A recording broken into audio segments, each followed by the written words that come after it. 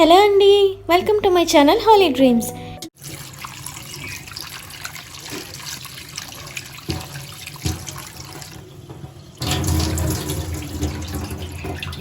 నమస్కారం అండి. అందరూ బాగున్నారా? మీరందరూ బాగున్నారు అనుకుంటున్నాం. మేము కూడా చాలా బాగున్నామండి. లాస్ట్ టైం కిచిడీ చూసారండి అందరూ, చాలా థ్యాంక్స్ అండి. ఈసారి నేను రొయ్యల కూర చేస్తున్నాను. ఎలా చేస్తానో చూడండి, అలా చేసుకోండి. మీకు నీసు వాసన అనేదే రాదండి. వాటికి కావాల్సిన పదార్థాలు ఇవిగోండి. రొయ్యలు, కేజీ రొయ్యలు అండి. ఇవి ఇలా శుభ్రంగా కడుక్కోవాలండి, చాలా నీట్గా. ముందు మనం చిల్లులు గిన్నెలో వేసి కడుక్కున్నాం అనుకోండి, దానికున్న ఇసుక ఏమన్నా చెత్త అలాంటివి ఉన్నా కానీ శుభ్రంగా పోతాయండి.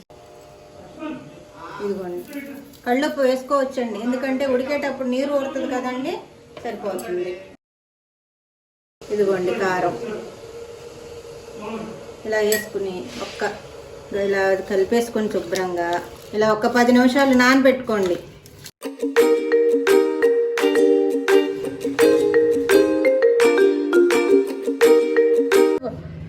రొయ్యల కూరలో కావాల్సిన పదార్థాలు ఇదిగోండి. ఉల్లిపాయ, ఒక 2 పెద్ద ఉల్లిపాయలు తీసుకోండి. మరీ ఎక్కువ వేసుకున్నా కానీ తీయదనం వస్తుంది.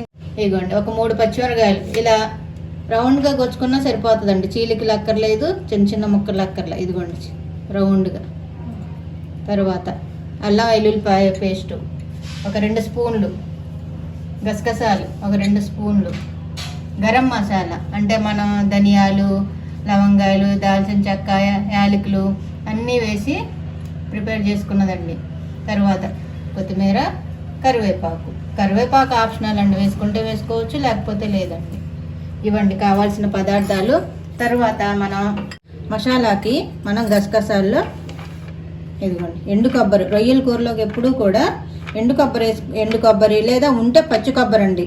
ఏదైనా పచ్చి కొబ్బరి అయితే ఇంకా బాగుంటుంది, అది లేదండి, అందుకని ఎండు కొబ్బరి వేస్తున్నాను. చూడండి, ఎండు కొబ్బరి బాగానే ఉంటుంది. చూడండి, ఇంత ఒక చిన్న చిన్న ముక్కలు ఒక 15 ముక్కలు ఉన్నాయండి. ఇదిగోండి లవంగాయలు ఒక 10, యాలకులు ఒక 2, దాల్చిన చెక్క ఇదిగోండి ఒక 2 ముక్కలు అనుకోండి మొత్తం. ఇదిగోండి అనాస పువ్వు ఏదైనా నాన్ వెజ్లో అనాస పువ్వు వేసామనుకోండి మంచి స్మెల్ వస్తుందండి, నీసు వాసన అనేదే రాదు. ఎప్పుడైనా మీరు ట్రై చేసి చూడండి. అనాస పువ్వు గరం మసాలాలో అయినా మనం ధనియాల్లో అయినా ఇందులో అయినా సరేనండి. బిర్యానీలోనే వేసుకుంటారనేది ఏమీ లేదండి. ఇందులో పొడి మసాలాలో వేసుకోవచ్చు, అల్లం వెల్లుల్లిపాయ పేస్ట్లో వేసుకోవచ్చు. ఒక చిన్న ముక్క వేసుకున్న మంచి స్మెల్ వస్తుందండి. ఇవన్నీ కూడా మసాలా మనం ప్రిపేర్ చేసుకుందాం. ముందు ఏం చేద్దామంటే మనం పొయ్యి వెలిగించుకుని ఇదండి నాన్ స్టిక్ పెట్టుకోండి. నాన్ స్టిక్ పెట్టుకుంటే మీకు అడుగంటదు, మాడదు కూడా అండి. చూడండి, నాన్ స్టిక్ పెట్టుకోండి మీరు ఎప్పుడైనా సరే, లేదా మందపాటిది మూకుడు కళాయి లాంటిది పెట్టుకోండి. నూనె రొయ్యల కూరలో కొంచెం నూనె ఎక్కువే పడుతుందండి, ఎక్కువే వేసుకోండి. 3 గరిటెలు వేసుకోండి. చూడండి, ఇప్పుడు నూనె కాగిందండి. ఒక 5 నిమిషాలు ఇదిగో ఉల్లిపాయ వేయించుకుందామండి.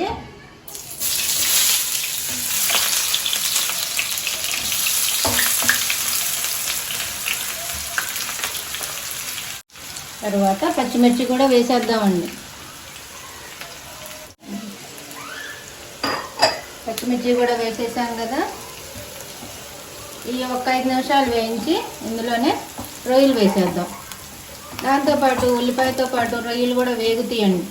వేగితే అప్పుడు మనకి నీసు వాసన రాదు. అదే ఉల్లిపాయ బాగా ఏగినాక రొయ్యలు వేసామనుకోండి, అప్పుడు మనం రొయ్యలు ఎక్కువసేపు వేగవు, ప్లస్ పచ్చి వాసన వస్తుంది అన్నమాట. అందుకని ఉల్లిపాయ 5 నిమిషాలు వేగగానే మనం రొయ్యలు వేసేద్దాం. ఆయిల్ ఇలా ఎక్కువ ఉంటే మనకి బాగుంటుంది అన్నమాట. నాన్ వెజ్ ఎప్పుడైనా సరే మనం ఆయిల్ ఎక్కువ వేసుకోవాలి, ఎక్కువ వేసుకుంటేనే బాగుంటుంది. చూడండి, వేగింది కదా. ఒక 5 నిమిషాలు వేగినాక అల్లం వెల్లుల్లిపాయ పేస్టు ఇది ఒక 2 స్పూన్లు అండి. 2 స్పూన్లు వేసినాక ఇది కూడా ఒక 5 నిమిషాలు వేగినాక అప్పుడు మనం రొయ్యలు వేసుకుందాం. చూడండి, ఇవన్నీ గార్నిష్ చేసుకున్నాం కదా మనం. పెద్ద రొయ్యలు అండి ఇవి. అదే ఇంకా చిన్న రొయ్యలు అనుకోండి, అవి రుచిగా చాలా బాగుంటాయండి. అండి అనొద్దాను. చూడండి ఒకసారి ఇలా ఒక్కసారి తిప్పి మనం మూత పెట్టేసుకుందాం. ఇందా మనం వీటికి ఉప్పు, కారం, పసుపు అన్నీ కలిపాం కదా, కొంచెం కొంచెమే కలిపాము. మిగిలినవి అన్నీ కూడా నెక్స్ట్ ఇదంతా అయిపోయినాక మళ్ళీ మనం ఒకసారి రుచి చూసుకుని మళ్ళీ వేసుకుందాం మనం. ఇప్పుడు చూడండి, నేను మూత పెట్టేస్తాను. అప్పుడు ఎసరు ఊరుతుంది అనమాట. ఎసరు ఊరినాక అప్పుడు మళ్ళీ నెక్స్ట్ ప్రాసెస్లోకి వెళ్దాము. మూత పెట్టుకుందాం. 2 స్పూన్లు, పెద్ద స్పూన్తో 2 స్పూన్లు అనాస పువ్వు, దాల్చిన చెక్క, యాలకులు, లవంగాయలు, కొబ్బరి ముక్కలు ఇవన్నీ కూడా వేసి మనం పేస్ట్ చేసుకున్నాం. చూడండి, ఇలా మెత్తగా పేస్ట్ చేసుకోవాలి.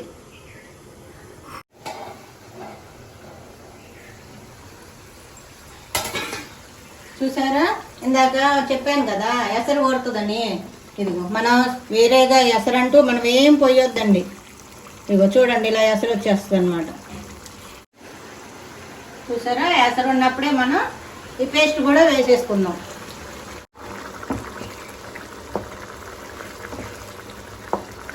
ఇలా పెట్టేసుకుని ఇలా ఉడికించుకుంటే చాలు. స్టార్ట్. ఒకసారి చూడండి, ఇదిగోండి మనం ఇది పచ్చికారం 1 స్పూను, ఇది కాశ్మీరీ కారం.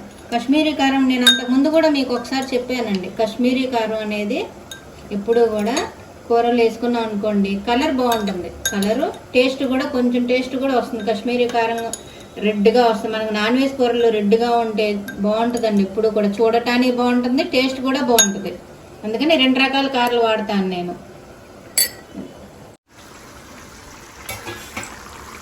సరే, చాలా ఉంది. ఇప్పుడు ఇంకా ఎగరాలన్నమాట. ఎసరు అనేది ఇంకా ఎగరాలి.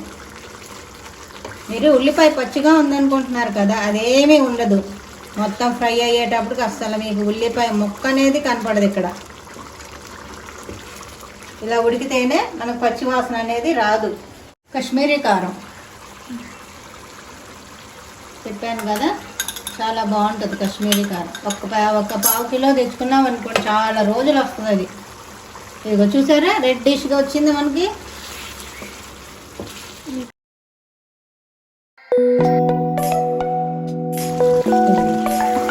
కలర్ చేంజ్ అయింది.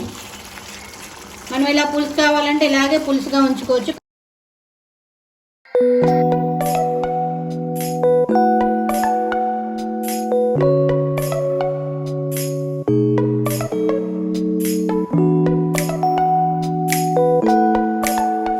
కరివేపాకు కొంచెం వేసుకుంటే చాలు.